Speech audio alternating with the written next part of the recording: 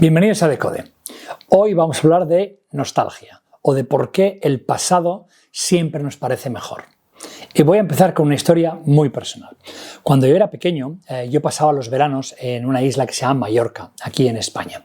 Eran los típicos veranos de rodillas peladas, de llegar a casa después de la puesta del sol y hacer amigos que nos pensábamos que iban a durar para siempre. Todo nos parecía nuevo, prácticamente todo eran aventuras, ¿no? Y de repente mi vida cambió. Algo sucedió y el mundo de los adultos, digamos que interrumpió mi cómoda vida mallorquina y dividió mi vida en un antes y en un después. Y tristemente, sin casi que yo me diera cuenta, Mallorca pasó a formar parte de mi pasado. No fui de vuelta a Mallorca en muchísimos años, casi yo diría que más de 20 años. No quería ir, hasta que un día acumulé, digamos, el valor y volví a la isla, ¿no? Cogí un coche y conduje a la parte sur de la isla, a la misma playa en la que yo había aprendido a nadar cuando era un crío, hacía muchísimos años, ¿no? Sabía el camino hacia esa playa como la palma de mi mano. Un día, si alguien me pregunta, ya os diré dónde estaba, ¿no? Y aparqué el coche y abrí la puerta, ¿no?, del coche y salí fuera.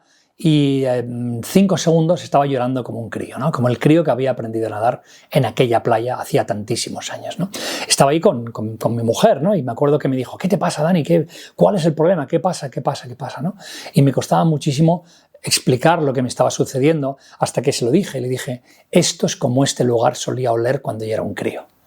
De repente lo que había pasado es que el olor de las algas marinas, el olor de la brisa, el olor de la sal, me había golpeado con la fuerza de una roca de estas de demolición, ¿no? Había viajado a través del tiempo y en un solo instante 20 años de mi vida se habían colapsado. Ya no era yo un adulto. Yo realmente lo que era en aquel momento era un crío allí en Mallorca, ¿no?, con las rodillas peladas, con el corazón abierto, descubriendo el mundo por primera vez, preguntándole a mi madre si podía llegar después de la puesta del sol a mi casa. Ese es el día en el que yo entendí cómo funciona la nostalgia. Vamos a empezar nuestro viaje. Quiero que miréis alrededor vuestro. El mundo moderno no es que se mueva, es que corre, más rápido, más ruidoso, con más peticiones de las que teníamos ayer. La tecnología acelera, las noticias casi que se evaporan delante de nuestros ojos, ¿no? Y nos sentimos a veces que estamos yendo en una escalera mecánica de estas de los centros comerciales, yendo hacia arriba cuando la escalera de hecho nos está estirando hacia abajo. Y evidentemente llega un momento en el que nos quedamos sin respiración, ¿no? Nos sentimos agotados y cuando eso sucede se da un fenómeno bien extraño, que es que vamos al pasado. No lo hacemos a propósito, sino que sencillamente es como si algo dentro de nuestro cerebro pulsara rebobinar, ¿no?, como en una de aquellas cintas antiguas de cassette. Volvemos a escuchar canciones que hacía años que no escuchábamos, pero nos sabemos la letra a la perfección. Volvemos a mirar fotos que están amarillas y son antiguas. Volvemos a recordar momentos en los que nadie posaba, nadie estaba de cara a la galería, no había Instagram, ni siquiera había selfies. Lugares que nos dieron forma, que no son perfectos, pero son nuestros lugares, o bares, o restaurantes, ¿no? Y esos pequeños detalles que alguna vez hicieron que nuestro mundo se sintiera un lugar seguro. Esto no es solamente nostalgia, sino que es la forma en la que nosotros leemos nuestro propio pasado. Quiero que pauséis por un momento, ¿vale? Vamos a empezar un primer ejercicio, ¿vale? Cerrad los ojos. ¿Cuál es la primera imagen de vuestro pasado que os viene a la cabeza? O un sonido, o un olor. ¿Qué es lo que os viene a la cabeza? Seguro que ya sucede, ¿no? Todos tenemos uno, yo tengo el mío, vosotros tendréis los vuestros. Y evidentemente en este momento, cuando habéis cerrado los ojos, si os ha venido, es que ya estáis dentro de ese estado que decimos de nostalgia, ¿no? Ese estado de traer el pasado hacia nosotros. Pero la realidad es que la nostalgia es mucho más sofisticada de lo que nos pensamos. No es que echemos de menos aquel momento, como veremos hoy en el vídeo. No, lo que estamos echando de menos es la versión de nosotros mismos que vivió en aquel momento. La inocencia, la libertad, el coraje, la sensación en la que nuestro corazón decidía las cosas incluso antes de que nuestra cabeza fuese capaz de interrumpir y poner un poco de orden, ¿no? Nostalgia no es un viaje a antes, no, es un viaje a nosotros antes. Es una forma de sentirnos seguros en un mundo que nos da vértigo por su tremenda aceleración. Y por tanto, el pasado no es algo que estemos intentando, escapar a él. No, es donde están nuestras raíces, los fundamentos que nos ayudan a entender perfectamente el presente, tanto la situación actual como quién somos nosotros mismos. Y evidentemente podemos utilizar esa nostalgia, esas raíces, para construir un mejor mañana. Y de eso es de lo que quiero hablar en este vídeo. Pero para empezar vamos a intentar entender cómo funciona la nostalgia, los mecanismos de la nostalgia. La nostalgia no es una foto antigua ni es una de estas cajas llenas de recuerdos, no, que va, eso es lo que nos parece, pero es algo muy diferente. Es algo que está sucediendo continuamente dentro de tu cerebro en el momento que un olor, en el momento que una canción suena y de repente nos estira 10 años hacia el pasado. Y lo interesante del mecanismo de la nostalgia es que esto no es algo que se haga al azar, es que el cerebro lo hace a propósito, como veremos en el vídeo, porque nos es mentalmente útil. La forma en la que recordamos el pasado, de hecho, no es como rebobinar, que decía antes. Se parece más bien a una especie de reconstrucción. El cerebro no es un archivador perfecto, se parece más a un director de cine. Es como si tuvieras un mini Steven Spielberg trabajando dentro de tu cabeza. La forma en la que sucede es que cada vez que tú tiras de una memoria del pasado, ese director la edita, ¿vale? La edita, y cuando la edita corta el miedo, ablanda la pena, la tristeza y elimina los momentos incómodos o desagradables, y lo único que hace es dejar aquellos momentos que podemos todavía rememorar sin quemarnos, ¿vale? Es decir, la nostalgia lo que hace es intentar evitar el trauma y centrarse en la evocación de momentos agradables.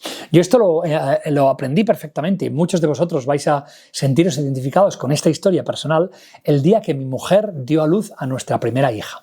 Yo estaba allí, yo estaba allí a su lado y muchos de vosotros habéis estado al lado o habéis sido la que está allí estirada en el momento que intentas dar a luz, ¿no?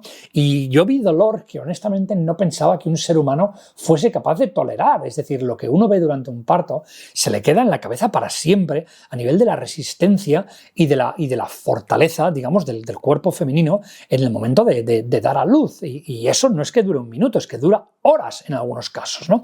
Y es el tipo de dolor que hace que le cojas la mano a alguien sencillamente porque no hay nada más a lo que te puedas agarrar en ese instante, ¿no? Y recuerdo, cogiendo la mano de mi mujer, agarrándola con fuerza, que yo estaba pensando, no lo entiendo, porque no hay nadie que vaya a pasar por esto dos veces. ¿Cómo puede ser que las mujeres tengan varios hijos siendo esto el horror que está siendo en estos momentos? Yo pensaba, esto tiene que dejar por narices una cicatriz, esto tiene que ser absolutamente inolvidable. Así que como que a mí ya sabéis que me gusta plantearme cosas meses más tarde, cuando ya teníamos a nuestra hija, ¿no? Me acuerdo cuando estábamos más tranquilos, coger a mi mujer un día y preguntarle sinceramente, ¿cómo recuerdas el día del parto? ¿Y sabéis lo más gracioso? Por favor, haced esto con vuestras mujeres y veréis que es así, ¿no? Su respuesta fue graciosísima. Dijo, no había para tanto. Y yo pensaba, ¿cómo que no había para tanto?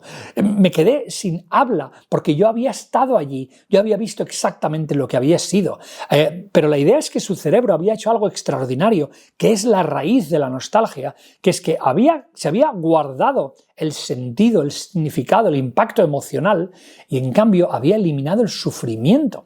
Fijaos, mi mujer recuerda perfectamente cuando mi hija nacía, tenían música en el quirófano, y me puede decir perfectamente qué canción estaba sonando. Y en cambio no recuerda el dolor. Fijaos lo interesante del mecanismo, ¿no? Y la idea, claro, es que esto sucede por un mecanismo evolutivo, que es que si recordáramos los traumas, la humanidad se habría colapsado hace milenios porque nadie tendría más de un hijo. Y eso es la nostalgia haciendo su trabajo. Lo que hace es que mantiene la verdad emocional, pero elimina el dolor vinculado a esa verdad. Y eso no solamente pasa con los nacimientos, esto pasa con todo tipo de fenómenos. Así que si no habéis tenido hijos, os voy a dar otro ejemplo para que lo podáis vivir ahora mismo aquí. Quiero que pensemos sobre el coronavirus, ¿vale? El COVID, ¿vale? Recordaréis que vivimos miedo, aislamiento, ansiedad. Muchos que me veis desde América Latina, con lo cual los casos fueron distintos.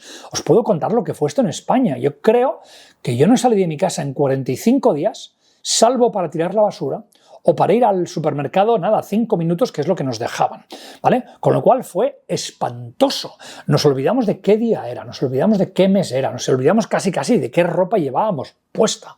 Y en cambio, quiero que ahora intentéis recordar el coronavirus. ¿Recordáis eso? No. El trauma se ha difuminado. Y de hecho recordamos el coronavirus casi como una serie de anécdotas. Sí, recordamos las calles vacías, pero también recordamos las videollamadas, también recordamos cuando nos poníamos a hacer recetas caseras en casa, todo el mundo hacía pasteles, o cómo la gente se ponía a jugar a juegos de mesa o a bailar en el salón porque había que intentar hacer algo. ¿Veis la idea? La idea es que estamos recordando lo bueno, pero poco a poco lo malo está siendo difuminado y eso es nuestro cerebro haciendo su trabajo. Esto tiene un nombre en psicología y es lo que se llama reconstrucción selectiva de la memoria, ¿vale? La reconstrucción selectiva de la memoria básicamente es esa idea. La idea es que el cerebro recupera solo aquello que nos ayuda a sobrevivir, porque no olvides que nuestro cerebro es evolutivo y es una máquina diseñada mediante la evolución, ¿vale? Y es como si tuviéramos un archivero, ¿no? Ahí metido en la cabecita, que es capaz de decirnos, mira, esto es tu alegría, mira, esto es tu valor, esto es el momento en el que sobreviviste, mira qué bien lo hiciste, ¿no? Y cuando más mayores nos hacemos, evidentemente la nostalgia tiene más peso, sencillamente porque tenemos más bagaje, ¿no? Más historias, ¿no? Y este mecanismo se vuelve más fuerte. En la infancia, obviamente, el presente es una aventura, es juventud, es una carretera abierta, ¿no? Pero en el momento que nos hacemos mayores y van apareciendo responsabilidades, pues yo qué sé, el trabajo, las expectativas, la familia, las comparaciones, pues evidentemente, primero que acumulamos más bagaje y segundo que nuestro cerebro se siente más estresado y le hacen falta más momentos en los cuales tiene que poder ir a su habitación segura, ¿no? A la habitación del pánico, para que nos entendamos. Y por eso precisamente selecciona las mejores memorias, los mejores recuerdos de nosotros mismos y nos hace creer que en aquella época éramos más valientes, éramos más libres, teníamos menos miedo a perder las cosas, estábamos más dispuestos a saltar sin pensarlo. Pero por dos motivos. Primero, porque es verdad, porque éramos unos críos y es verdad que éramos más valientes y es verdad que tal. Pero segundo, es porque ha editado esos recuerdos para que sean bonitos, porque es una herramienta para nuestra salud mental. Así que lo que quiero que hagáis ahora es que, una vez más, paréis por un instante, ¿vale? Cerrad los ojos. ¿Cuál es la escena de vuestra infancia que os viene a la cabeza? Pensad en cuál es la mejor, la que recordáis siempre. ¿Cuál es la que viene siempre sin ningún tipo de esfuerzo?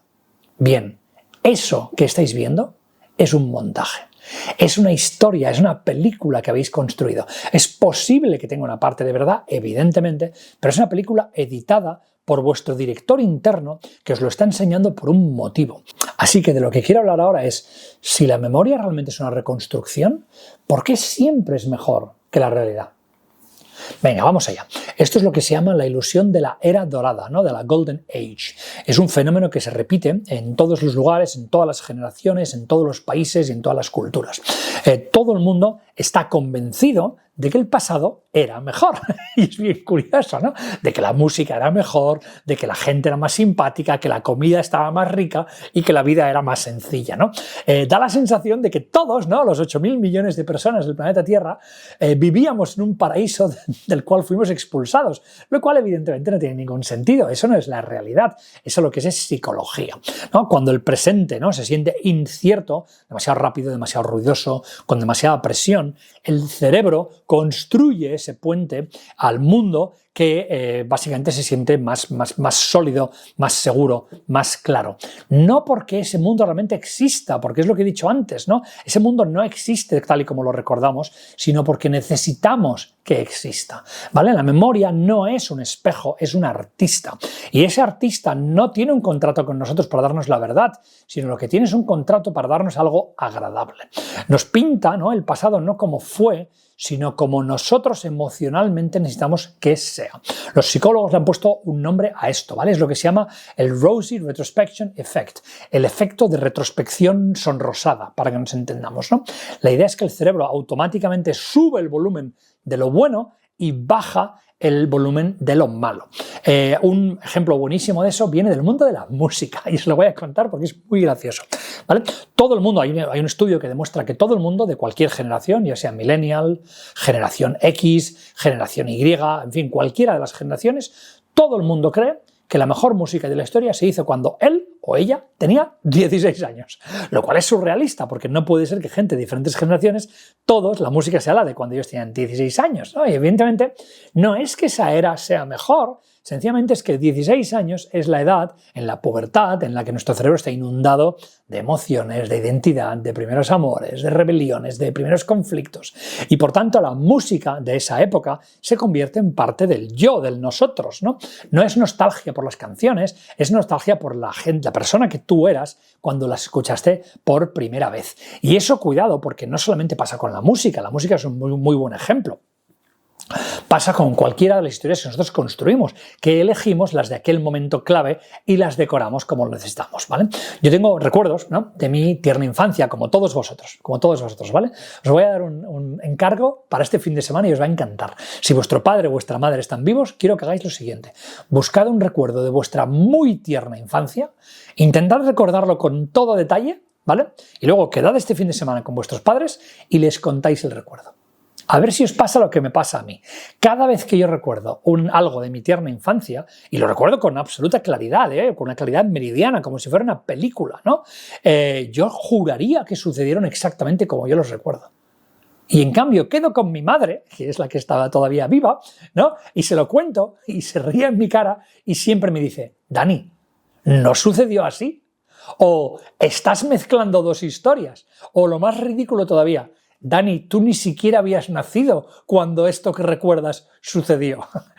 Con lo cual, no es que ella se haya olvidado, mi madre tiene una memoria perfecta, no, es que mi cerebro está rellenando los huecos de la forma que lo hacen todos los cerebros y está construyendo una película agradable porque la necesito. Y eso es algo que hay investigadores, como por ejemplo Elizabeth Loftus, llevan diciendo desde hace décadas, que es que la memoria no funciona como una grabación, es una reconstrucción. Cada vez que revisitamos una memoria, cada vez que la traemos hacia el presente, lo que hacemos es que, como si fuéramos un copista, estos copistas medievales, ¿no?, la reescribimos, ¿no? Y al reescribirla le introducimos pequeños cambios, le añadimos detalles, cambiamos el orden, inventamos fragmentos, corregimos cosas y realmente no nos damos ni cuenta porque es un fenómeno, digamos, de salud mental. Y con lo cual lo que pasa es que esas memorias poco a poco van mutando y al final aquello que recordamos no es aquello que sucedió. Y cuando nos sentimos nostálgicos, no estamos yendo al pasado como sucedió, estamos yendo al pasado como nosotros creemos que debería haber sucedido. Es un fenómeno, bien curioso, pero que tiene también un lado peligroso, que es que, claro, el cerebro no es que, digamos, nos recaliente los recuerdos, ¿no? No los hace un poco mejores, no, es que a veces los quema, los calcina, ¿no? Son demasiado perfectos, son demasiado finos, demasiado ideales. Son tan perfectos que el presente no puede competir. Y ese es el fenómeno clave de la nostalgia, ¿no? Siempre decimos, el pasado fue mejor, porque lo hemos idealizado tanto que es imposible que compitamos con él, con nuestro presente, porque en el presente evidentemente tenemos heridas, evidentemente a veces nos sentimos cansados, cínicos, pero en el pasado realmente todo estaba increíble, todo era ideal, estábamos más vivos. ¿Veis la idea? La idea es que el hecho de que el pasado se sienta como un paraíso no quiere decir que el presente sea un desierto. Quiere decir sencillamente que hemos idealizado el pasado y evidentemente nadie niega que crecer tiene una parte de, digamos, perder la magia, obviamente. En el momento que empezamos a ver, ¿no?, las grietas, el coste de los sueños, los límites del tiempo, obviamente el pasado siempre va a ser mejor, ¿no? El pasado se siente más ligero, se siente más colorista, no porque lo sea, sino porque nosotros lo éramos en ese pasado, ¿vale? La nostalgia lo que ha hecho es convertir nuestros recuerdos en mitos, en un álbum casi perfecto que nunca existió realmente. Y evidentemente ese mito es poderoso porque nos está convenciendo continuamente de que en el pasado siempre estuvimos más cerca de la felicidad. Pero claro, hemos de ir con mucho cuidado, lo que decíamos de sobrecalentar los recuerdos, ¿no? Ya veremos más adelante los peligros de la nostalgia, ¿no? Pero cuanto más pensamos que el pasado es una era dorada, más difícil nos va a ser construir un presente satisfactorio, por lo que decíamos de la comparación, ¿no? Y eso es lo que tiene un punto gracioso, casi surrealista, ¿no? Que es que el pasado no está solamente en nuestra mente, no, está en el inconsciente colectivo, no, está en la cultura. Fijaos, las viejas canciones vuelven, las viejas modas vuelven, las viejas películas se les hacen remake, incluso las viejas consolas de videojuegos, ¿no? Y los teenagers de ahora están descubriendo canciones de hace 20, 30 o 40 años como si fuesen nuevas, ¿no? Y en Stranger Things escuchan los Metallica y dicen, ¡hala, qué pasada!, ¿no? La idea es que el pasado vuelve como si fuera un boomerang, y de lo que quiero hablar ahora en 2 secciones es cómo ese pasado como boomerang evidentemente nos puede sanar, nos puede curar, nos puede ayudar, pero también en exceso nos puede limitar y puede convertirse en una trampa o incluso en un veneno. Así que vamos a hablar ahora de la nostalgia como medicina. Si la nostalgia fuera sencillamente una ilusión, algo ficticio, habría desaparecido hace milenios, porque ya sabéis que la evolución favorece aquello que es útil. Y en cambio, aquí sigue de forma tozuda, de forma instintiva. Con lo cual es evidente que la nostalgia no es una decoración, es algún tipo de medicina. Y realmente los psicólogos lo han estado estudiando durante muchos años y se han dado cuenta de que la nostalgia es lo que se llama un regulador emocional. Básicamente es un sistema que se activa cuando nuestro estado mental, ¿no?, cuando nuestra sensación de control del mundo empieza como a tambalearse. ¿Qué es lo que regula la nostalgia? Regula la ansiedad, regula la tensión, la sensación de soledad o incluso la sensación del sentido de la vida. Y todo lo hace a través de un mecanismo clave, que es la forma en la que nuestra memoria, nuestros recuerdos son capaces de afectar a nuestro cuerpo. Cada vez que nosotros revisitamos un recuerdo en el que nos encontrábamos bien, en el que éramos felices, en el que era algo agradable, la idea es que nuestro cerebro reactiva las mismas caminos neuronales que usó en aquel momento, ¿no? La sensación de recompensa, la sensación de conexión, la sensación de seguridad. Con lo cual la nostalgia, cuando viene a nosotros, no viene como una imagen, no es como si yo miro una foto, no, viene como una sensación, viene como un impacto a nivel de lo que yo sentí en aquel momento. Y por tanto, cuando yo huelo algo, cuando yo escucho un acorde, cuando voy a una calle que es conocida, realmente nuestro sistema nervioso está reaccionando como si hubiéramos estado en la película Regreso al Futuro y de repente estuviésemos allí. No es que esto sea poesía, no quiero ser cursi, esto es neurociencia. La idea es que, por ejemplo, está demostrado que el sentido del olfato, por ejemplo, dispara un efecto que con los años los investigadores llaman el efecto Proust, ¿vale? Basado en la novela de Proust, aquella típica de la magdalena, del tío que huele la magdalena y recuerda los tiempos pasados, ¿no? La idea es que el sentido del olfato, ¿no?, alcanza la amígdala y el hipocampo directamente, y lo que hace es que afecta a nuestras emociones mucho antes que incluso a nuestros propios pensamientos. Y es por eso que un olfato, como lo que decía antes mío de la playa, puede colapsar, puede eliminar de golpe 20 años de nuestra vida con solamente inhalar y percibir ese olor. Y ahí es donde esto se vuelve incluso más interesante. Fijaos, hay estudios que sugieren que la nostalgia incluso es capaz de reducir nuestros niveles de cortisol, que el cortisol es la hormona del estrés. No de una forma dramática, porque evidentemente la nostalgia no es una píldora, no es una medicina, pero suficientemente como para que nuestro cuerpo reduzca su sensación de estrés, su respuesta al estrés. Porque cuando tú recuerdas seguridad, como decía antes, lo que sucede es que nuestro cerebro es como que se autoengaña y siente que hemos vuelto a esa seguridad, ¿vale? Hay 2 investigadores que son los investigadores principales de nostalgia, que son Clay Routledge y Konstantin Sedíkides, que lo que han básicamente demostrado con su investigación a lo largo de los años es que la nostalgia incrementa la sensación de lo que se llama la autocontinuidad, que es esa sensación de que nuestra vida es una historia coherente, ¿no? Es decir, con la nostalgia cogemos las piezas del puzzle y somos capaces de conectarlas en una sola narrativa que dice, este soy yo. También aumenta nuestra sensación de pertenencia, nuestra sensación de propósito, nuestro optimismo, y es incluso capaz de aumentar nuestra tolerancia al dolor. Recordar un momento agradable es capaz de reducir nuestra percepción del dolor. Y es interesante ver cómo esto no sucede a nivel individual, sino que puede suceder incluso en momentos de crisis colectiva, a nivel de un país entero. Tengo una historia para vosotros preciosa, que es de un amigo mío. Este amigo mío vive en Los Ángeles, vive concretamente muy cerca de Disneylandia, que está en Anaheim, al sur de Los Ángeles, ¿no? Y me contó una historia que puede ser que sea verdad o puede ser que sea su percepción, pero para mí es muy, muy, muy ilustrativa, ¿no? Tiene que ver con los ataques del 11 de septiembre, ¿no?, de las Torres Gemelas, recordaréis el drama, ¿no? Y él me dijo que la semana después de los ataques, de hecho, uno de los lugares en los que él vio, bueno, las semanas después de los ataques, uno de los lugares en los cuales él vio más afluencia de gente fue Disneylandia, ¿no? Disneylandia. Y claro, quizás es posible que sea una pura percepción, algo que él, bueno, sintió, pero si lo pensamos desde un punto de vista psicológico, con lo que estamos viendo sobre la nostalgia y su poder sanador, tiene todo el sentido del mundo.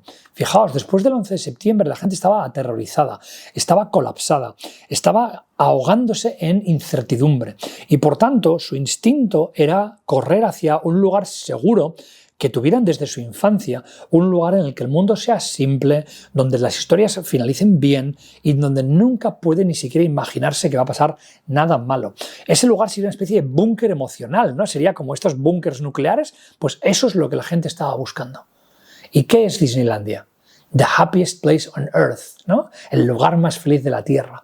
Y sinceramente, ¿no? Bueno, la historia podría ser verdad, puede ser una ficción que él sintió, pero lo que claramente es cierto es la psicología que está por debajo de esta historia, que es que cuando el presente se nos vuelve intolerable, nuestro cerebro busca a algún lugar en el que se pudiera sentir seguro. Y eso es exactamente lo que hace la nostalgia. Nos da un fragmento de un mundo en el que tú ya has sobrevivido y en el que todo salió bien.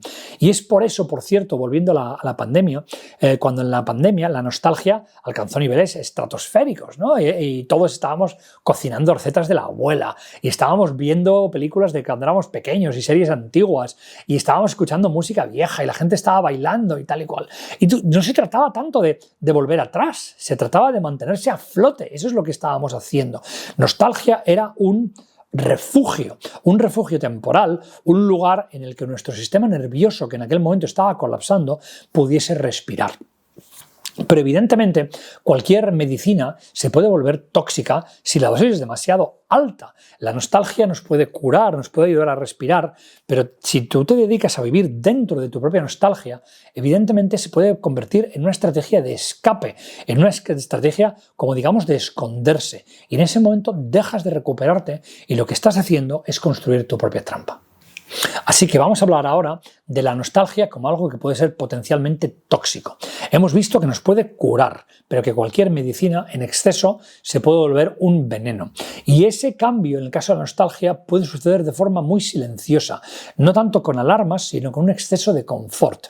Empieza cuando el pasado deja de ser una historia y se convierte en un lugar en el que queremos vivir. Dejadme que os explique ¿cómo nace esa trampa? Esa trampa es muy sencilla. Nace en el momento en el que seguimos escuchando música antigua, no tanto porque nos mueva o nos emocione, sino porque no haya nada nuevo que nos interese. Es el momento en el que seguimos mirando las mismas películas o las mismas series de televisión sencillamente porque intentar ver cosas nuevas nos supone demasiado esfuerzo. Elegimos lo familiar, lo conocido, no porque sea mejor, sino porque estamos evitando el riesgo. Y esa es la trampa. La trampa es que el pasado se vuelve una especie de nido, seguro, previsible, preescrito, pero un nido no es una casa y ese es el momento en el que el movimiento se acaba, ¿no? Y hemos visto ese patrón en todos lados en lo que es la producción cultural, ¿no? Los remakes, los reboots, el reciclaje de estética, la algorítmica que nos sigue inundando en Instagram con lo mismo porque sabe que vamos a reaccionar, no porque el pasado fuese mejor, sino porque el pasado es seguro, es previsible. Y ahí es donde está el problema, que el problema es que por más que el pasado sea previsible, nunca vamos a sentir el pasado como lo sentimos en aquel momento, no porque el mundo haya cambiado, sino porque nosotros hemos cambiado. Y esa es la explicación por la que a veces cuando veis una película que os gustó mucho hace años y la volvéis a ver, a veces os parece espantosa. No es porque la película sea peor, es porque vosotros habéis cambiado. La idea es que cuando intentamos revivir emociones de otra era de nuestra vida, evidentemente siempre tenemos esa sensación como de resentimiento de ¿por qué no se siente como se sentía? Y la mayor parte de las veces el problema no está en el producto, el problema está en nosotros, que hemos crecido, hemos acumulado experiencias, hemos entendido el dolor, pero también hemos entendido la esperanza. Es decir, somos otra persona. Y cuando pasamos demasiado tiempo en esos momentos que existen solamente en nuestras cabezas, la idea es que dejamos de vivir aquellos que están sucediendo ahora mismo y que son la esperanza de un futuro mejor. Esa es la trampa trampa de la nostalgia. No es añorar el pasado, es rechazar el futuro. El exceso de nostalgia es como estar en el marco de una puerta de una casa, ¿no? Que os han traído un álbum de fotos de vuestra infancia, ¿no? Y estáis mirando esas fotos, pasáis página, miráis cada una de las fotos y estáis absortos, y haciendo esto os estáis olvidando de levantar la vista y daros cuenta que del otro lado la puerta está abierta y que hace sol. La idea es esa, la idea es que el mundo real no es perfecto, no es previsible, pero es real y es nuevo. Podemos volver mentalmente, ¿no?, a nuestros lugares seguros durante años, durante décadas, pero la idea es que si hacemos eso, el pasado deja de convertirse en un refugio, sino que pasa a ser una especie de cárcel de memorias bonitas, ¿no? Y cuidado, porque hay una ciencia asociada a esa cárcel y es lo que lo hace peligroso. Hemos hablado antes, ¿no?, de cómo la nostalgia puede llegar a reducir el nivel del cortisol, ¿no?, de la hormona del estrés. Por tanto, lo que está haciendo es calmar nuestra identidad y, por tanto, evidentemente, nuestro cerebro ama el pasado porque ya sabe exactamente lo que va a suceder, ¿vale? Pero, evidentemente, en el momento que abusamos de la nostalgia, lo que estamos haciendo es reducir también nuestro nivel de dopamina. Y ya sabéis que la dopamina es la molécula de la curiosidad, de la búsqueda de la acción, de la novedad, del riesgo, de la innovación, ¿no? Entonces, el exceso de nostalgia claramente va a reducir el cortisol, lo cual es bueno, pero también va a reducir el nivel de dopamina, lo cual es malo, y por tanto vamos a dejar de explorar, vamos a dejar de inventar, vamos a dejar de imaginar, y los psicólogos a este tipo de tendencia, ¿no?, de melancolía extrema le han puesto incluso un nombre, ¿no?, que es reducción de la apertura al cambio, ¿no? Esa gente que está absolutamente resistente al cambio y ¿no?, quiere vivir dentro de, digamos, su caparazón de tortuga, ¿no? Y esto es un efecto colateral del exceso de nostalgia. Y es por eso que el equilibrio, ¿no?, entre nostalgia y actividad es importante. Evidentemente es bueno tener un pasado porque nos ancla, porque nos ayuda a entender de dónde venimos, pero también queremos un futuro en el que nos movamos. Necesitamos nostalgia para seguridad, pero necesitamos novedad para crecimiento. Si fuésemos un animal, queremos tener patas, pero también queremos tener alas, queremos tener memoria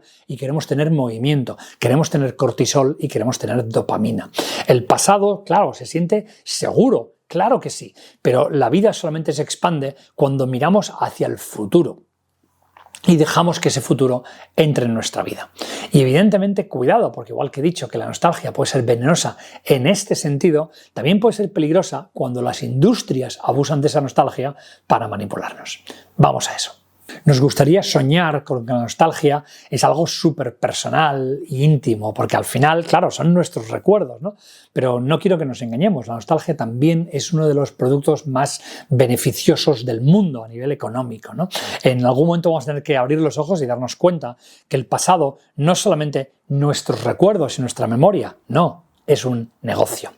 Vamos a hablar de la era de los remakes. Fijaos, vivimos en una era en la que todo vuelve. Secuelas, reboots, un remake de una película que ahora será de acción y antes había sido de animación, y franquicias una detrás de otras que se resucitan con nuevas caras y presupuestos todavía más grandes, ¿no? Y todo esto no es una coincidencia. Ya sabéis que yo trabajo en medios de comunicación, es a lo que me dedico, a videojuegos, también a series y a cine. Y bueno, de esto pues os puedo dar unos cuantos datos que creo que son interesantes.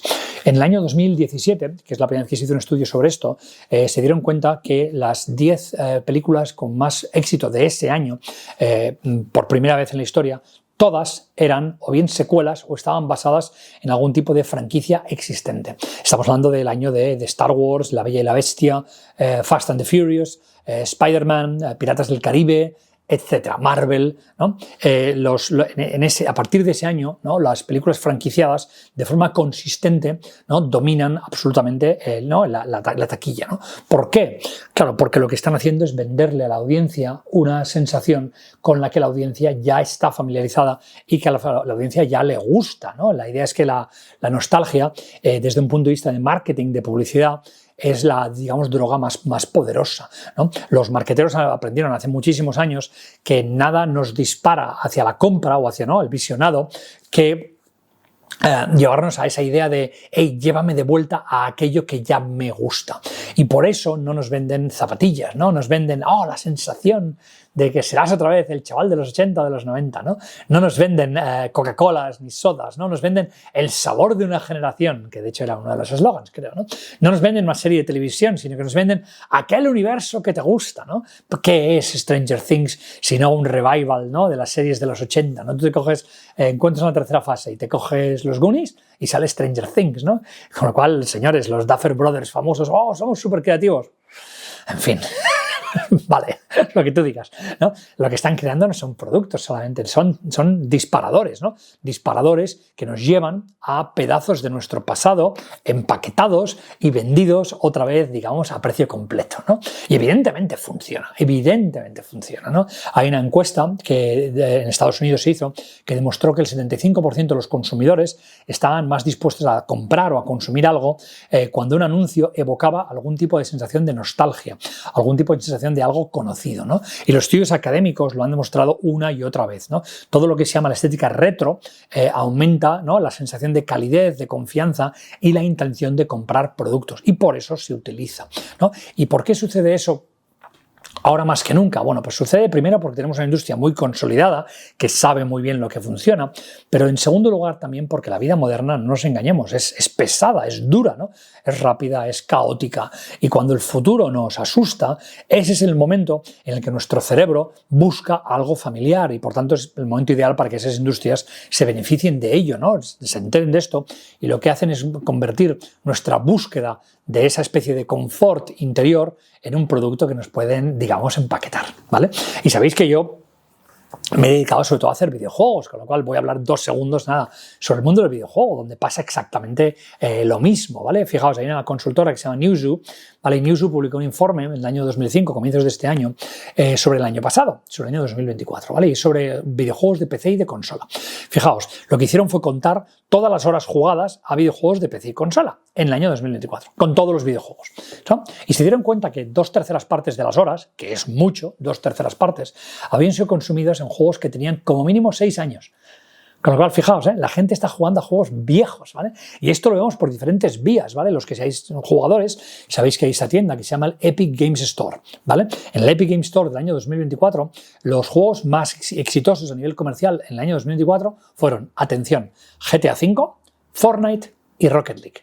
Que los tres, a ver, igual me puedo equivocar, pero yo diría que tienen como mínimo una década cualquiera de estos tres. ¿Y por qué volvemos en este caso a los juegos antiguos, ¿no? Bueno, pues porque son previsibles, ¿vale? La idea es que ya sabemos jugar ese juego, ya sabemos que nos gusta la historia, ya sabemos que nos gusta el arte, ¿no? Es un poco como aquel tío que cada mes va a comer una pizza porque le gusta la pizza, ¿no? Es decir, cuando tú quieres pizza, no quieres innovación, no, quieres pizza, quieres una buena pizza y seguramente irás siempre a la misma pizzería porque sabes que hacen la pizza en el estilo que a ti te gusta. Y si tu pizza se llama Fortnite, pues jugarás al Fortnite, ¿no? La idea es que estos juegos antiguos no piden carga cognitiva, ¿no? La carga cognitiva de aprender algo nuevo, aprender una nueva historia, aprender unos nuevos controles. A ver, el mundo moderno ya pide mucho de nosotros, con lo cual lo que intentamos es intentar jugar a cosas que requieran el mínimo esfuerzo. Somos vagos, y no lo estoy diciendo como insulto, sino como una pura, digamos, descripción, ¿vale?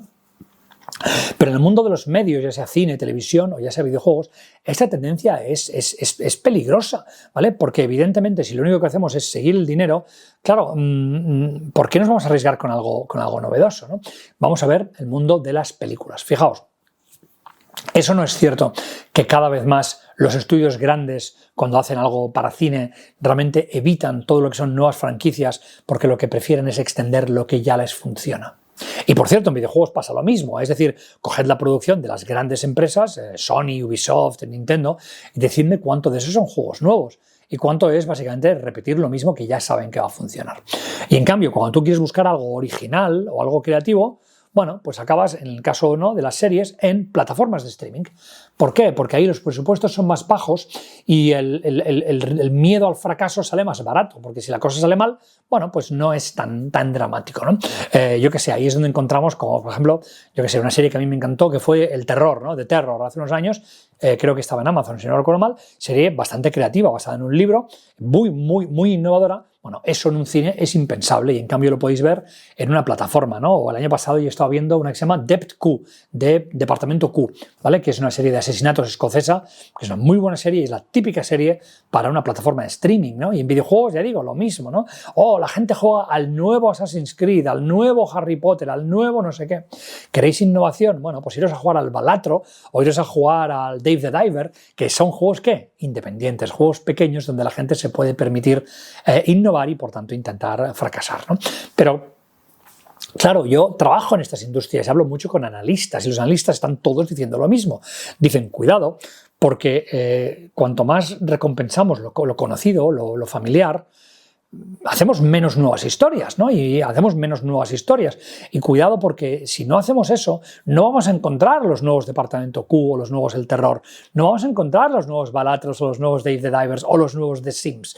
¿Veis la idea? La idea es que la nostalgia nos puede calmar emocionalmente, pero económicamente nos está atrapando en un bucle de repetición.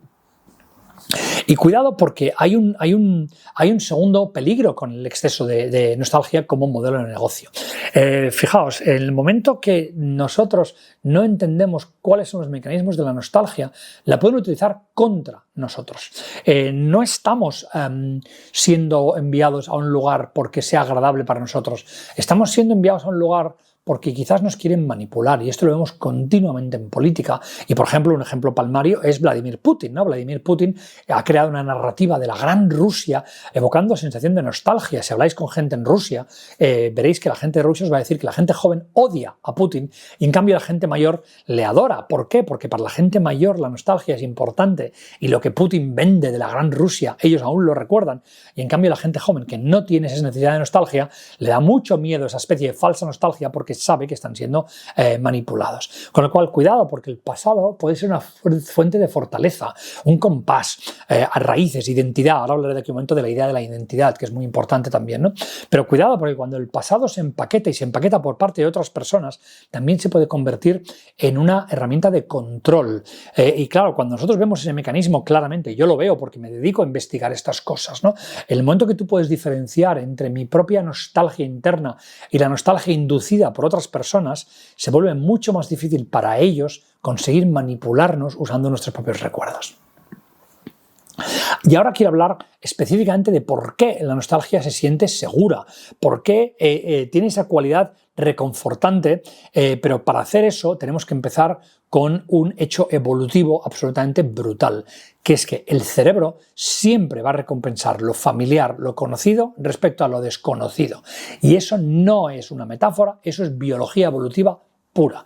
En cualquier momento en el que la vida se vuelve imprevisible, por trabajo, por tensión, por lo que sea, nuestro sistema nervioso siempre va a buscar algo y siempre es lo mismo. Previsibilidad.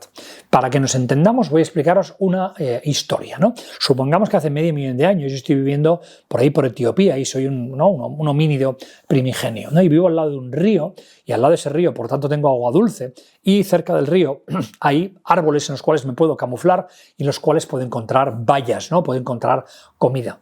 Esto es un entorno previsible. Yo sé que tengo agua, sé que tengo las bayas en los árboles y sé que no hay peligros alrededor. Supongamos que un día viene otro aldeano y me dice, no, podríamos ir a otro lugar que me han dicho que está mejor. ¿Irás? No, porque el lugar en el que estás, ya estás bien, es previsible, es controlado. Y ese mismo mecanismo que funcionaba hace medio millón de años sigue funcionando hoy en día y es el motivo por el cual nos dirigimos a nuestro pasado. Porque ¿cuál es el lugar más previsible de nuestra vida completa? Nuestro pasado, absolutamente, ¿no? Nuestro cerebro prefiere aquello que nos es familiar, aunque aquello que sea familiar no sea perfecto, por lo que decía antes, de que lo va a, digamos, embellecer, lo va a maquillar, ¿vale? La idea es que la familiaridad es lo que nos ha mantenido vivos. Volvamos a nuestro hombre que está ahí en la llanura africana, ¿no?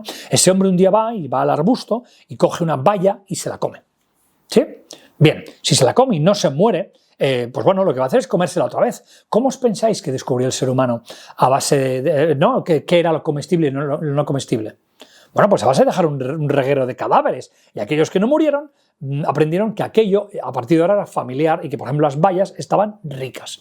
Y supongamos que ese mismo hombre, cuando llega la noche y empieza a hacer frío, se mete en una cueva. ¿no? Es posible que venga, yo qué sé, un tigre y se lo coma, ¿vale?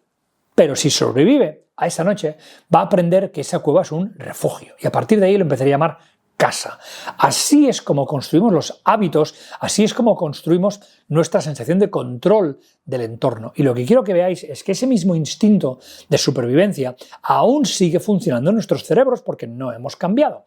Hay un estudio del año 2007 de la revista Psychological Science que dice que la gente percibe los estímulos que le son familiares, que le son conocidos, siempre como más seguros y como más confiables, independientemente de que esos estímulos no signifiquen absolutamente nada. Es decir, le enseñas a alguien algo que conozca, aunque sea una auténtica chorrada, y siempre va a decir que es más confiable que algo nuevo. Es lo que se llama el efecto de la mera exposición. La idea es que la familiaridad reduce la señal de alarma de nuestro cerebro. Con lo cual, cuando la vida se vuelve caótica, el cerebro nunca va a mirar hacia adelante, porque hacia adelante está el caos. Lo que va a hacer es mirar hacia detrás, al único terreno que tiene absolutamente controlado, porque tiene todos los datos, porque ya lo ha vivido. Lo que quiero decir con esto es que el pasado es el único lugar en el que no existe nada que nos pueda hacer daño, porque si nos hizo daño, ya lo hizo, y nuestro cerebro además se habrá dedicado a simplificarlo, a hacerlo más bonito. El presente es móvil, es cambiante, el futuro es desconocido, pero el pasado es un sistema cerrado.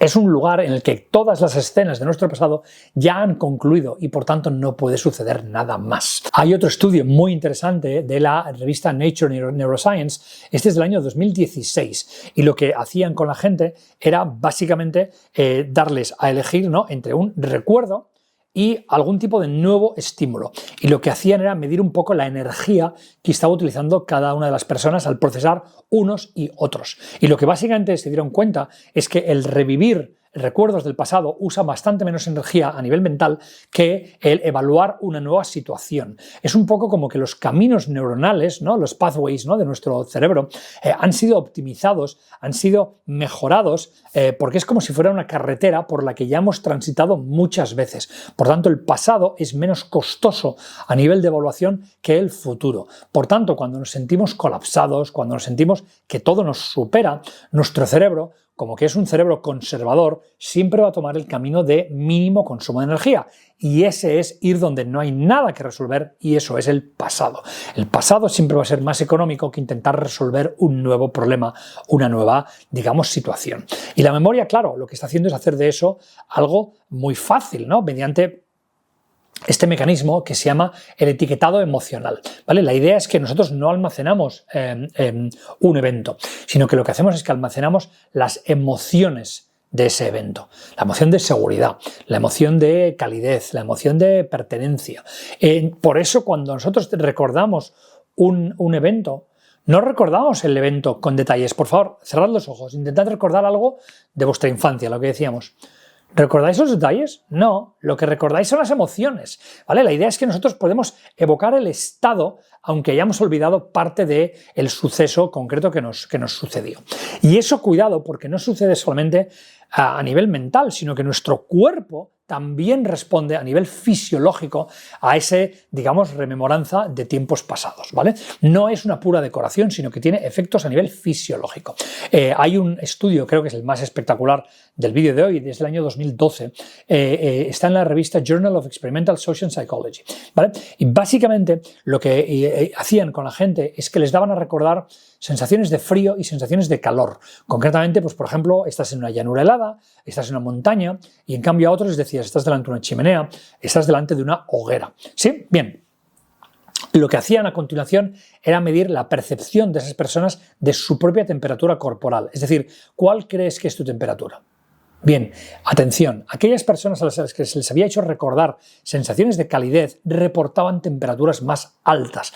Es decir, recordar recuerdos realmente nos afecta a nivel fisiológico. Nosotros realmente sentimos que aquello que estamos recordando es real. ¿Cómo consigue la nostalgia afectarnos de una forma tan vívida a nivel fisiológica? Lo consigue porque toca lo que se llama el sistema límbico de nuestro cerebro.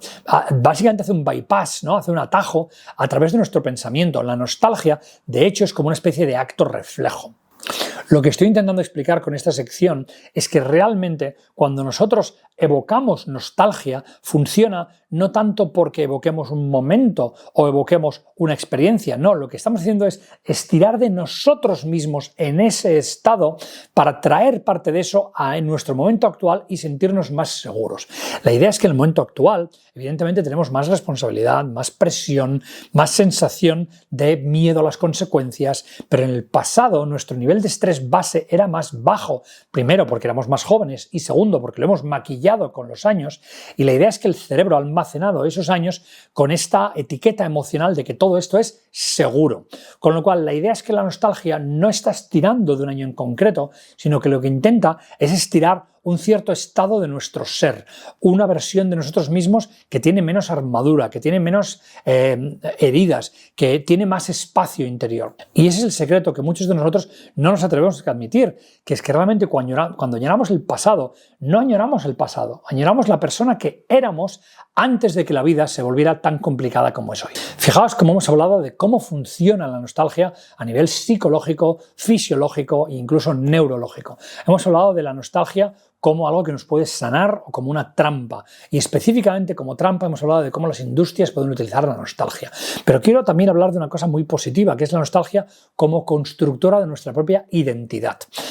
Pensamos a veces que la nostalgia trata del pasado, pero realmente no trata del pasado, trata de nosotros, de nuestra identidad, y eso es de lo que quiero hablar ahora, ¿no? Cuando la vida se nos vuelve pesada, no es que perdamos el control de nuestro calendario o de nuestra agenda, ¿no? Es que perdemos nuestra sensación de ser nosotros mismos, ¿no? Y evocamos algo que en psicología se llama la teoría de los posibles yos, ¿no? Los posibles yos es aquello que sentimos siempre, de que miramos al pasado y vemos decisiones claves que tomamos y a veces nos planteamos quiénes podríamos haber sido si no fuésemos nosotros mismos, ¿no? Y cuando estamos estresados, a veces nos gustaría ser uno de esos yos que abandonamos por el camino, que la verdad es que no tiene ningún sentido, porque normalmente las decisiones que hemos tomado y que nos han llevado a ser quien somos son las correctas, es decir, somos la mejor versión de nosotros mismos porque hemos intentado sobrevivir, pero evidentemente como que hemos embellecido el pasado, a veces nos gustaría ser aquellos que descartamos, digamos, por el camino, ¿no? Cuando nos volvemos adultos,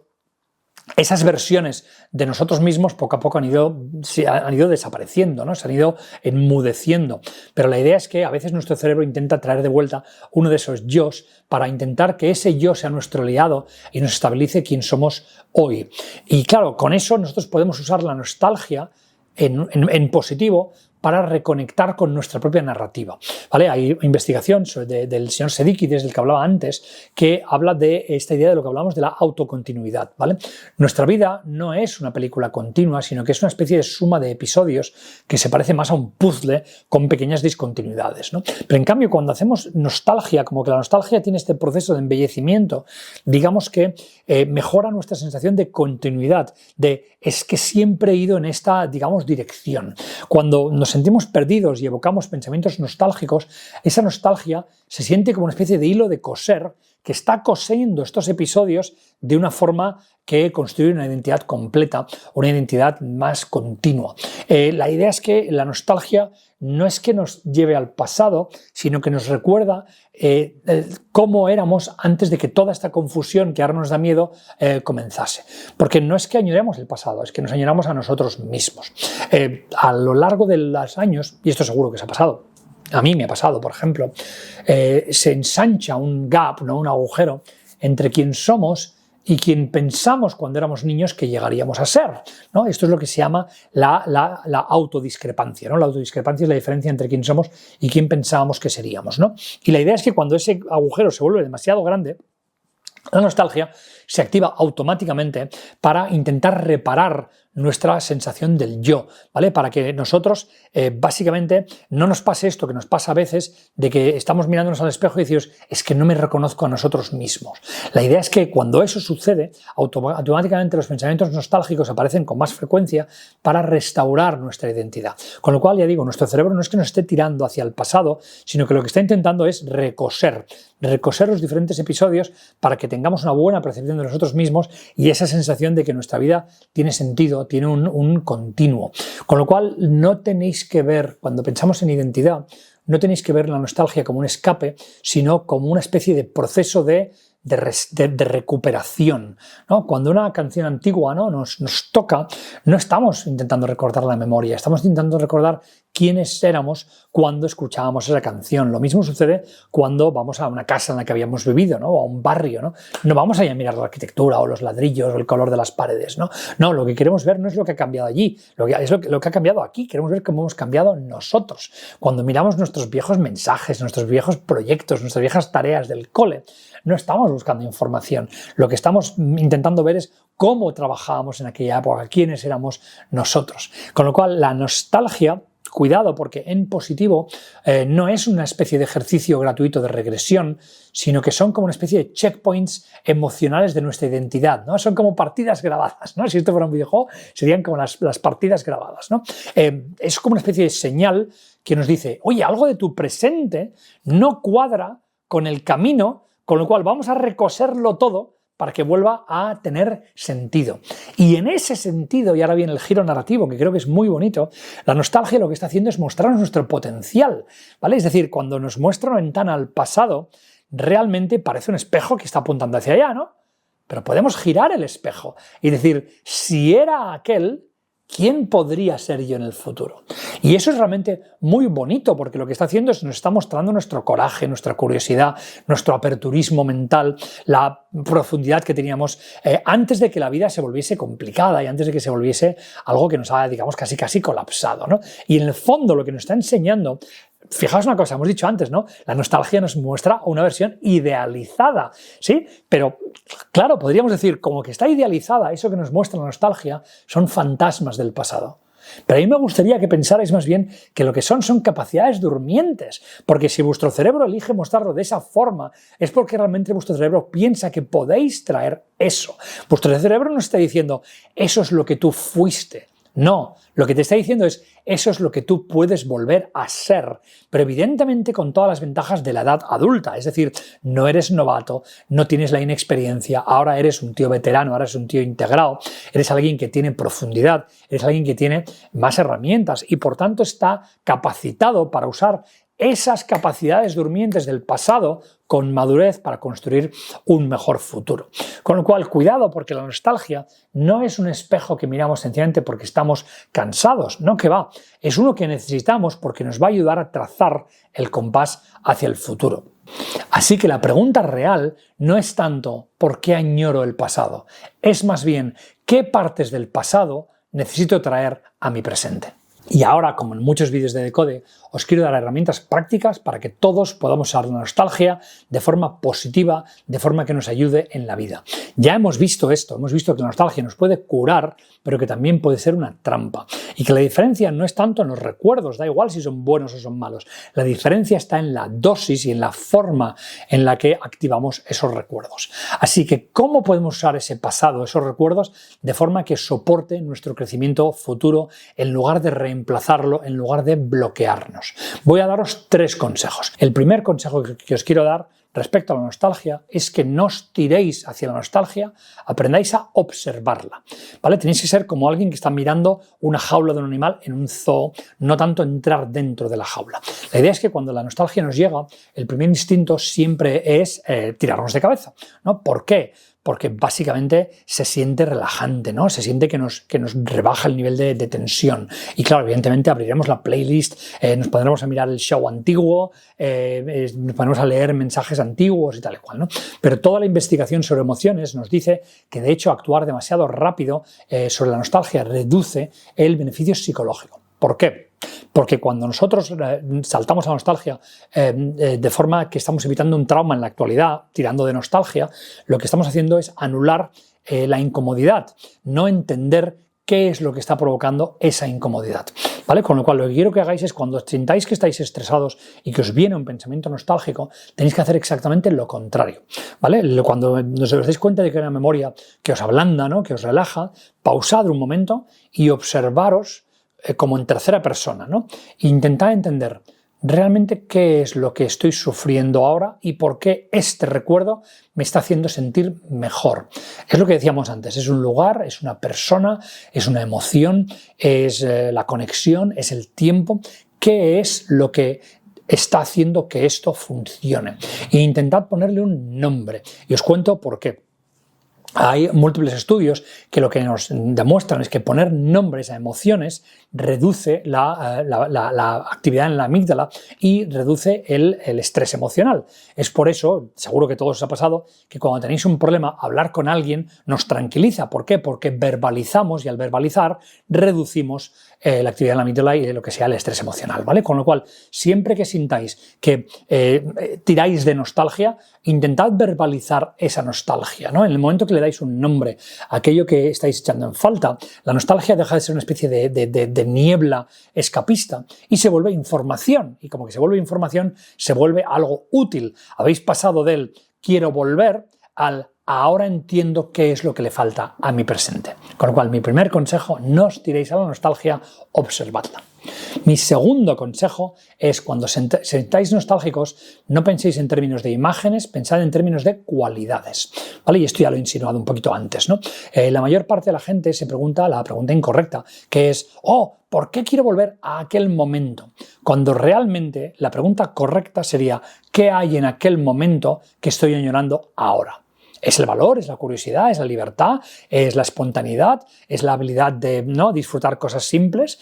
Toda la investigación sobre lo que se llama nostalgia positiva nos lleva a ver que la nostalgia funciona mejor no cuando nosotros extraemos experiencias o momentos, sino cuando lo que hacemos es extraer cualidades o características, ¿vale? Con lo cual, lo que tenemos que hacer no es recrear la situación, sino que lo que tenemos que hacer es recrear la cualidad de esa situación, ¿vale? Dejadme ponernos un par de ejemplos graciosos y lo entenderemos todos perfectamente, ¿vale? Supongamos que de repente os notáis sintiéndoos nostálgicos sobre la época en la que os podéis tirar toda la noche en una discoteca bailando hasta que salía el sol, ¿no? Y pensáis, tengo que ir a una discoteca y hacer aquello mismo. Si lo hacéis, os sentiréis absurdos porque no sois aquella persona, que es de lo que hablaba antes. Con lo cual es mucho más útil, en lugar de eso, pensar en cuáles son las cualidades, no la foto. Con lo cual tenéis que mirar a esa discoteca y pensad, ¿por qué me gustaba aquello? Igual era por la sensación de transgresión. Igual era por la sensación de estar haciendo algo que nadie hace. ¿Veis la idea? La idea es que lo que tenéis que hacer ahora es buscar una nueva experiencia distinta que os genere esa misma sensación de transgresión. Con lo cual, igual podéis encontrar algo totalmente diferente que iros a una discoteca a las 2 de la mañana, pero que os genere esa misma sensación nostálgica que es sanadora para vosotros. ¿Veis la idea? Del mismo modo, pongamos que, por ejemplo, os veis siendo nostálgicos de vuestro primer amor. Igual realmente la idea no es volver a aquel primer amor, porque aquella mujer o aquel hombre con el que estuvisteis, igual era insoportable. Sí, con lo cual no tiene ningún sentido intentar revivir aquello porque ella ha cambiado y vosotros también. Sino que lo que tenéis que hacer es más bien pensar, vale, ¿qué es lo que me atrae de ese primer amor? Igual es la sensación de poder empezar conversaciones de forma improvisada con alguien y flirtear, ¿vale? Pues igual tenéis que hacer eso en un contexto distinto. ¿Veis la idea? La idea es, no traigáis la foto, traed la cualidad de esa foto, ¿no? La emoción, la sensación. Con lo cual, quiero que os preguntéis, y es una pregunta muy sencilla, ¿no? Cuando yo me siento nostálgico de un cierto momento, ¿qué acción podría hacer yo hoy que evoque esa cualidad, ¿no? Que me lleve a ese mismo sabor, a esa misma especie, para que nos entendamos? No para repetir el pasado, porque el pasado no tiene sentido, sino para hacer que ese pasado se vuelva presente en nuevas acciones. Y el tercer consejo, os he dicho que os iba a dar 3, ¿vale? El primero es no os tiréis a las emociones, el segundo es preservar las cualidades, no la foto, y el tercero es siempre estar construyendo nuevas emociones, porque evidentemente, sí, claro, el pasado nos calienta y nos reconforta porque lo disfrutamos, pero la idea es que continuamente tenemos que estar construyendo esas emociones que serán nostalgia, digamos, futuras. Hay una explicación científica para esto, ¿vale? Y os la cuento. La idea es que los recuerdos, las memorias, solo se forman cuando estamos siendo emocionalmente impactados, ¿vale? La idea es que cuando estamos aburridos o cuando estamos distraídos, no estamos creando emociones. Y es por eso que no recordamos los días aburridos, los días en los que no hicimos nada. Recordamos los días en los cuales pasó algo emocionalmente intenso, porque en nuestro cerebro emoción igual a recuerdo. Eso es como funciona. Y es por eso que sentimos nostalgia de aquel día que de repente nos fuimos al aeropuerto y dijimos, pues voy a coger un avión y me voy a ir a Roma. Yo que sé, me lo he inventado, ¿eh? O ese día que tuvimos una conversación hasta altas altas horas de la madrugada que ni siquiera nos lo esperábamos, o aquel otro día que de repente os dio por disfrazaros de Pokémon e ir a un baile de disfraces. La idea es que todas esas actividades fueron emocionalmente intensas y por tanto fueron codificadas como recuerdos, con lo cual lo que quiero es que aprendáis a identificar este ADN de lo que va a ser nostalgia futura y por tanto aprendáis a disfrutar de esos momentos, ¿vale? Con lo cual lo que tenéis que hacer es siempre, cuando estéis en algún momento, plantearos, ¿estoy sintiendo emociones? ¿Es este instante algo que mi yo del futuro deseará recordar? Si la respuesta es sí, evidentemente intentad estar más presentes, dejad el teléfono móvil, empezar a mirar a la gente a los ojos, decid aquello que querríais decir y os da miedo decir, tomad el riesgo, porque todo esto se va a convertir en un recuerdo, y en un recuerdo imborrable. Crear nuevas memorias, evidentemente, no se trata tanto de hacer cosas súper extravagantes, se trata de hacer cosas que en este momento nos parezcan emocionalmente intensas, se trata de tener esa sensación de presencia y de estar aquí, porque esa es la base para que en el futuro recordéis ese momento y digáis qué bien estuve en aquel instante. Lo que estoy intentando explicar con estos 3 consejos no es que uséis la nostalgia para volver al pasado, no, es que seáis capaces de mirar al pasado para decir, fíjate qué vida tan increíble soy capaz de tener, voy a traerla a mi presente y a mi futuro con todas las armas y con toda la madurez que tengo ahora. Así que la pregunta que realmente os tenéis que hacer es bien simple. Sabemos ya que la nostalgia nos está demostrando una versión distorsionada, una versión idealizada de cómo fuimos. Y claro, está idealizada, pero esa es la pregunta. La pregunta es, ¿con las armas del presente no somos capaces de crear eso en la realidad ahora y con eso cultivar un incluso mejor futuro? Ese es el reto. Y esa es la conclusión de este vídeo. La nostalgia no es el enemigo, no trata de ir hacia el pasado, no, se trata de descubrir una verdad que es muy simple, que es que nuestro pasado forma parte de nuestro arsenal, de nuestro cofre que tenemos de armas para construir el futuro. A veces podemos usar ese pasado, como hemos visto, para reconfortarnos en momentos de estrés, en momentos de dificultad, cuando la vida se vuelve difícil. También podemos utilizarlo para ver quién fuimos capaces de ser y pensar quiénes podemos ser en el futuro. O incluso podemos utilizarlo como forma para ver cuál tiene que ser nuestra identidad, para reconstruir nuestra sensación del yo. Pero evidentemente lo que nunca tenemos que hacer es dejarnos atrapar por esos recuerdos, porque demasiada nostalgia destruye el progreso, destruye el movimiento.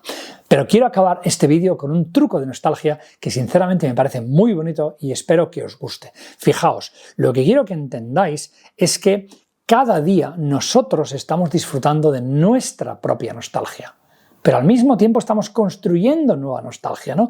Todas nuestras acciones son los recuerdos del futuro. Y evidentemente recordaremos el día de hoy, el día en el que Dani grabó este vídeo de Decode. Pero quiero que cambiéis el foco por un momento y atención que viene el giro final del vídeo. También vais a ser los recuerdos de otra gente. En este momento, otra gente seguramente más bajita y más joven, gente que vive alrededor vuestro, está construyendo sus recuerdos. ¿Y a que no sabéis quién está en esos recuerdos? Vosotros. Vosotros formáis parte de los recuerdos futuros de la siguiente generación. Así que habrá un día en el que alguien va a añorar vuestra risa. Va a haber un día en el que alguien va a añorar vuestras conversaciones. Va a añorar cuando paseaba con vosotros por el vecindario. La forma en la que les enseñasteis matemáticas. La forma en la que les enseñasteis a nadar. Nosotros consumimos memorias, pero nosotros somos memorias. Para nosotros mismos y para los demás. El hoy es la nostalgia futura tanto para nosotros como para otras personas. Con lo cual, el mejor regalo que podemos hacer es hacernos merecedores de esos recuerdos. Por tanto, antes de que acabe este vídeo, quiero que os preguntéis lo siguiente. ¿Qué puedo hacer hoy para generar un buen recuerdo para los demás en el mañana? Y sí, lo que os estoy intentando recomendar es que por poco que podáis, les toméis de la mano y un día vayáis a la playa donde vosotros aprendisteis a nadar. Allí inhaléis, notéis el olor de las algas, el olor de la brisa marina y juntos os metáis en el agua del futuro, porque al final somos el pozo que dejamos en los demás. Gracias. Este ha sido mi vídeo de hoy sobre los mecanismos de la nostalgia, cómo nos puede ayudar, cómo nos puede atrapar y cómo podemos utilizarla para construir un mejor mañana. Espero que os haya gustado. Si es así, evidentemente, por favor, dadle al like. Y aquí abajo me gustaría escuchar vuestras historias, ¿no? Historias de nostalgia. ¿Qué es lo que recordáis? ¿Qué es lo que habéis embellecido con los años y alguien os ha dicho, no, esto es mentira, no sucedió así, ¿no? ¿Qué trucos utilizáis para convivir con vuestros recuerdos de la mejor forma posible? Ya sabéis que esto es Decode, este es mi canal y los martes y los viernes colgamos vídeos intentando explicar el mundo moderno sin tonterías, ya sean cosas muy complicadas, cosas muy sencillas o hoy cosas muy emotivas como es la nostalgia. Si os suscribís al canal ya sabéis que seguiréis viendo contenido como este cada semana y ayudaréis a que Decode se siga convirtiendo en lo que ya es, que es un polo de compartir contenidos interesantes con una cierta ambición de reflexión, de intelectualidad, pero también con un tono muy de la calle, un tono muy de bar para que todos podamos convertirnos en un poco la mejor versión de nosotros mismos. Espero que este vídeo os haya ayudado. Si es así, ya digo, dadle al like y suscribiros y nos vemos en el próximo episodio de Decode. Gracias por estar ahí.